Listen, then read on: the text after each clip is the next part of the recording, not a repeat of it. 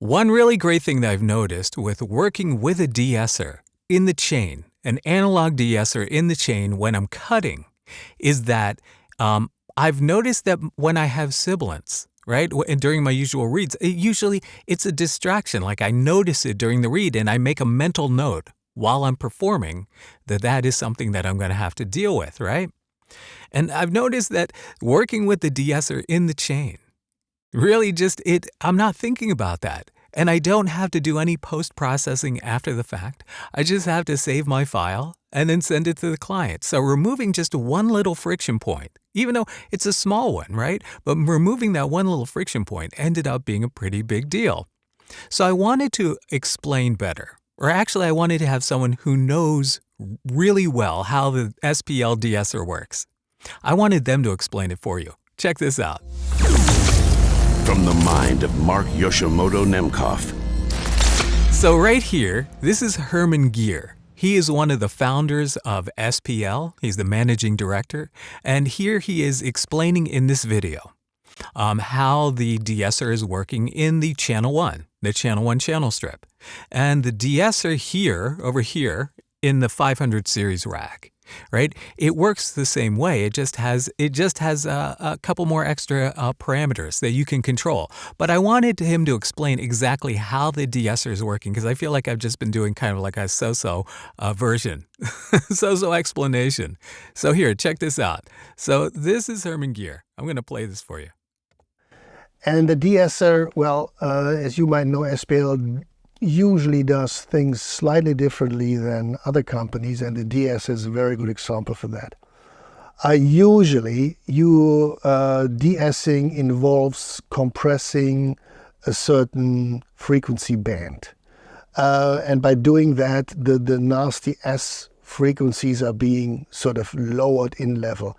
But you are affecting a wide range of frequencies around that S, which usually tends to have negative side effects on the vocals, either starting to be like lisping or something, get this kind of effect, or it's getting nosy in the sound. And yeah, that's not nice. So back in the days, we were thinking about how can we improve this.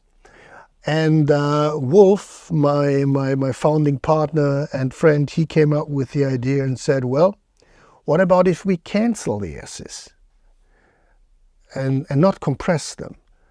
And he came up with a circuitry that exactly does that, near to perfection.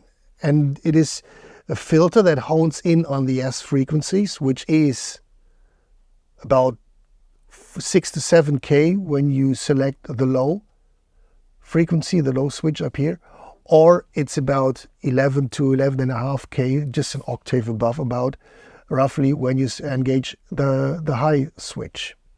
Now you might want to do one or the other or the together. That's up to what you need for the recording. So what it actually effectively does, it analyzes the filter analyzes the frequency range. It detects a peak on an S, and then it takes that S and inverts it in phase, and the amount of phase inverted S that you feed back to the audio, that's controlled with the S reduction control. Simple as that. And you effectively erase the S's, and there is a minimum of side effects there.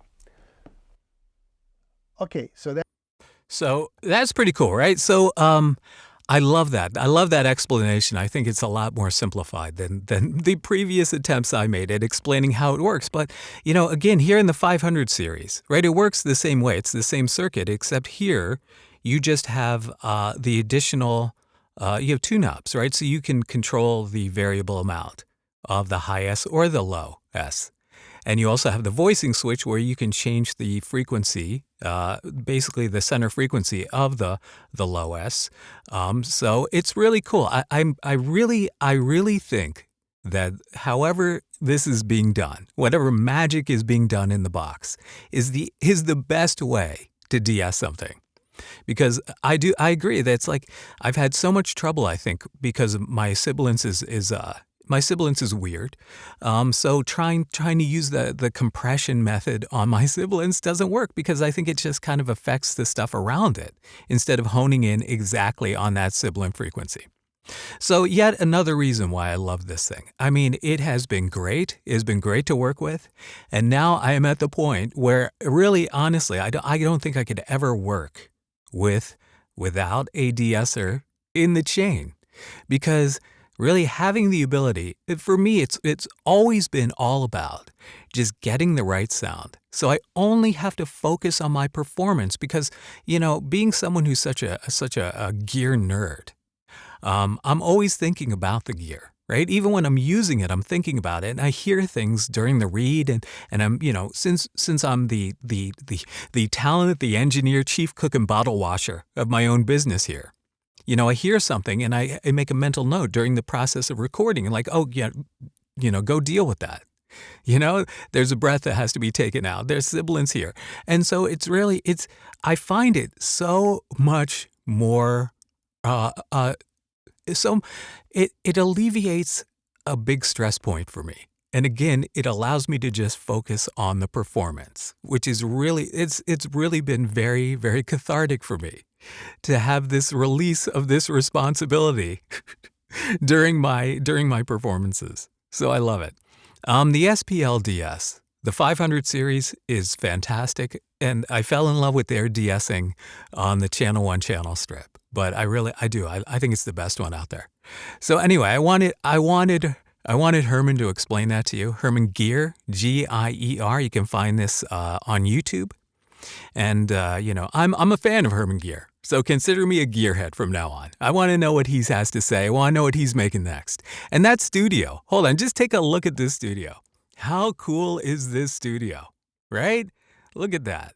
I mean, how great would that be? I would love to have it like an all SPL studio like that. That would be so badass, man. All right. So let me know what you're thinking. What is your favorite de-esser and why? All right. Let me know in the comments. All right. Until next time, this is Mark Yoshimoto and Mk3, fading to black. From the mind of Mark Yoshimoto Nemkov.